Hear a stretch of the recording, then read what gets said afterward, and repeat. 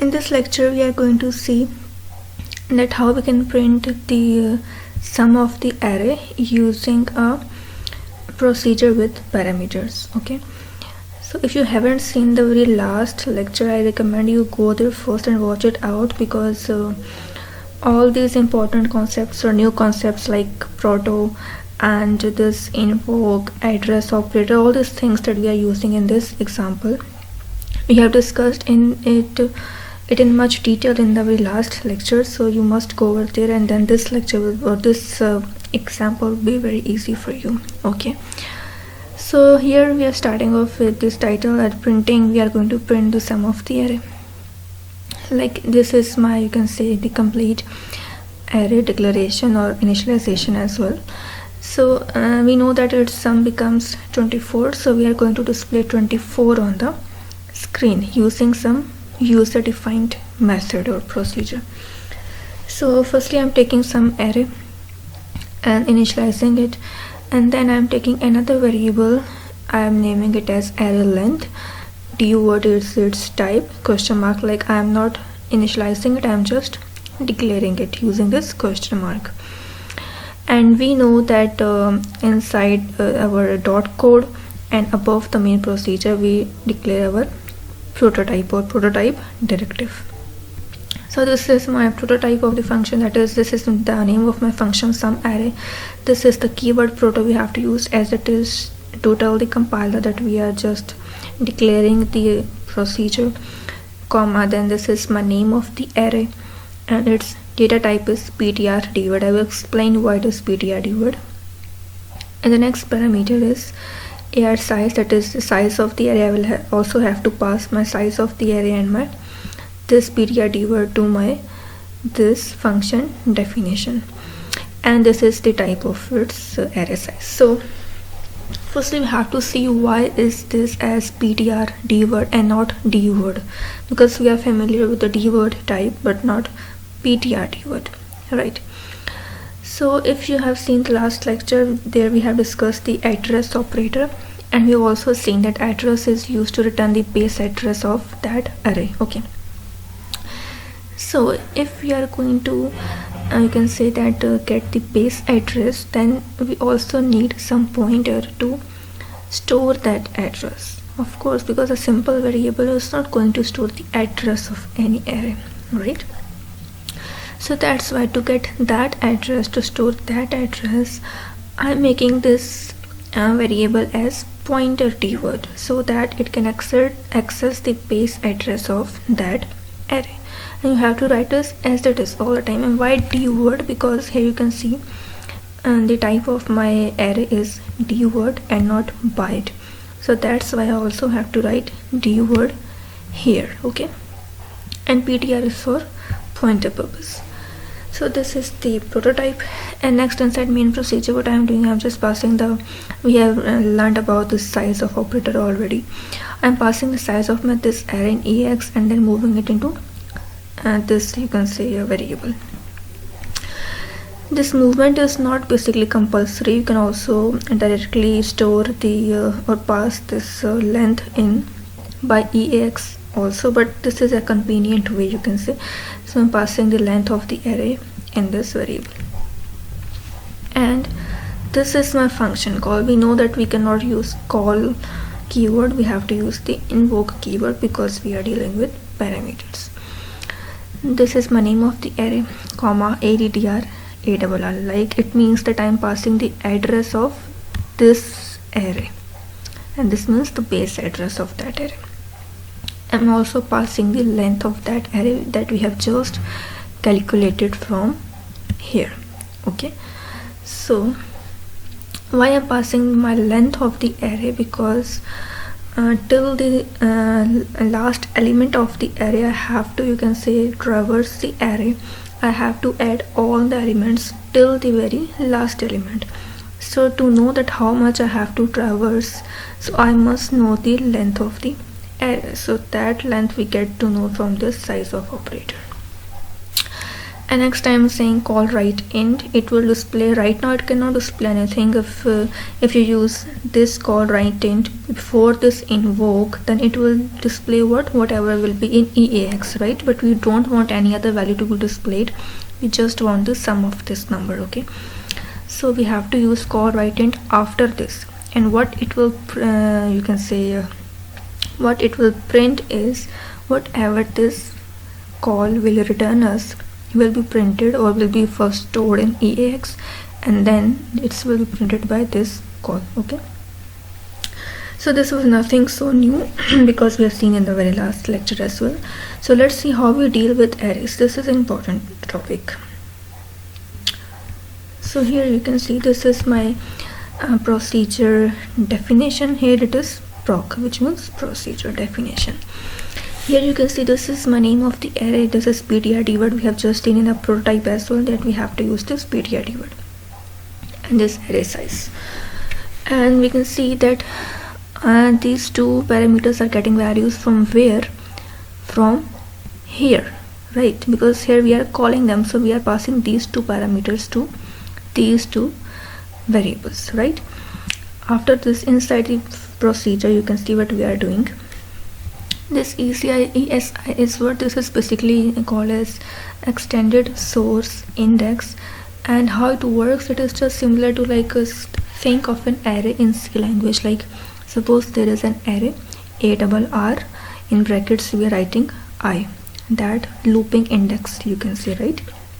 So this ESI is just working in that similar way, just like I it is working. Okay, and it is used for what? It is basically storing the address of our array.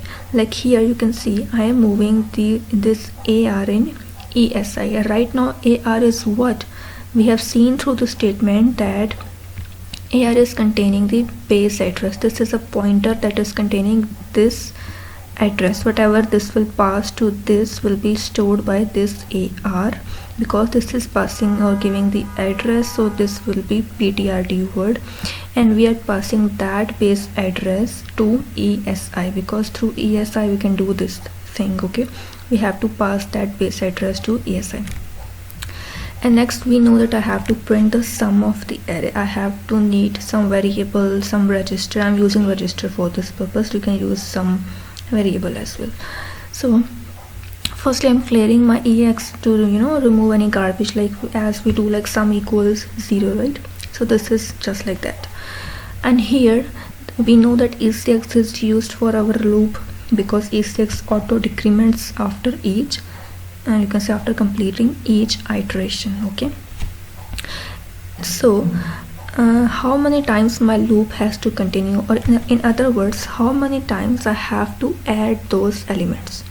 We know that we have to add till the end of the array, till the last element. So this will tell me that how many times I have to iterate my, you can say, array, right?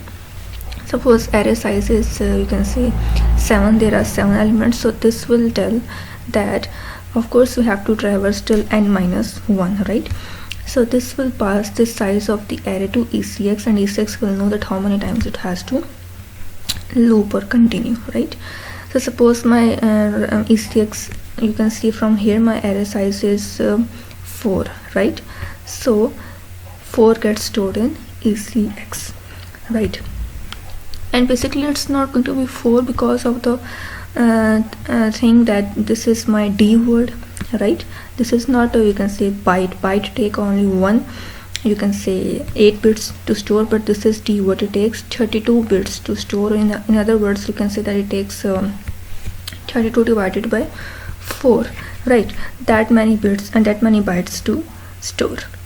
So here next what I am doing inside my this label, this is known as label with this colon sign. So label, what I am doing, I'm comparing this ECX with 0. Why I'm comparing? Because I have to stop my, you can say I have to stop my loop somewhere. Of course when ECX becomes 0, then I have to stop my loop. This is the stopping condition, that because I have to traverse till n-1 times. So as soon as the index becomes, because why does 0, like here we are passing, suppose it is 4, right? It's not 4, but suppose it is 4. Then first it becomes 4. After completing iteration, E6 becomes automatically 3, then it becomes 2, then 1. It means that E6 works in a reverse order, right? So we have to check it with 0 because this is the most last element in the reverse method, right? So we are comparing it with E6. If it is E6 becomes 0, we have to come out of the loop, that is jump if equal. And where to jump to L2. Inside L2, what we are doing, we are just returning from this procedure to our main procedure.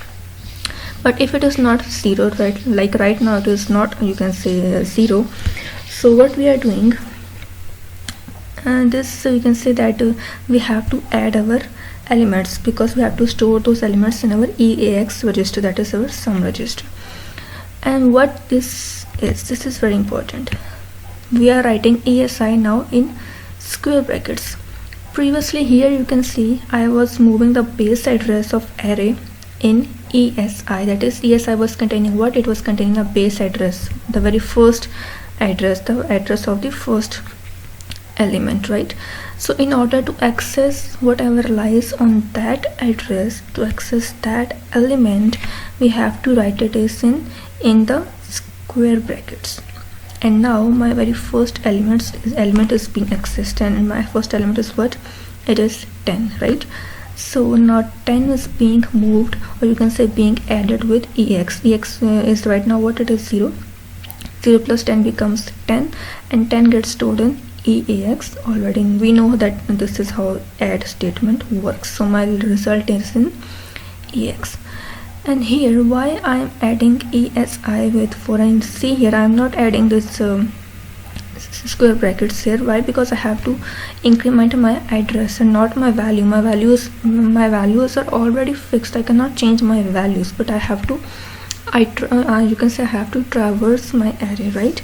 So in that way, because I know that each element is taking, you can say, how many bytes? 4 bytes. Why? Because this is D word and not byte. Only byte takes 1, you can say 8 bits or 1 byte, right? But this is taking 4 bytes, you can say, right? So that's why I have to, if in order to reach the first element, like we have added, you can say 10 has been added successfully, but in order to add this number with 2, I have to go toward 2 by incrementing my base address, but I cannot increment my base address with 1. I have to increment it with 4. Like in C language we are familiar of it already, like int, right? It takes in typical compilers 4 bytes to store data. Similar is the concept here with D word as well. It is taking 4 bytes. This is 4 bytes, then it is again taking 4 bytes and 4 bytes and 4 bytes. So each time we have to go to the next element, we have to increment our ESI with 4. Are you getting it, right?